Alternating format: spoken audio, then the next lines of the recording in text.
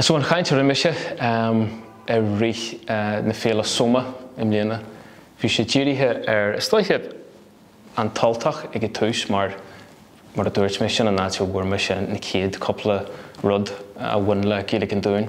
So bhí sinning tá codil sin sin bhuaigh sin a máfia mábalta má chud nulas má churthaigh i héana amsú agus thois me gharcar intí eile agus Dhéirime mar chud den obair rimid an dátar dhéirime gunne hagart dar a banim Seamus McPoling so lorma rudbeg fan den sin sin a scríú codhhaid Seanamóí in Gaelic agus forma codhhaid ólis as na Seanamóí sin so lorma rudbeg fa Hamish McPoling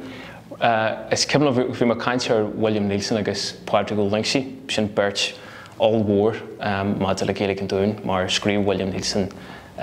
Leor gramadí stoithe bhí bonaiche Gaeilge an Dúinn le codú ó Pádraig Lynchsy agus Pádraig Lynchsy sin muintear as Loch an Elan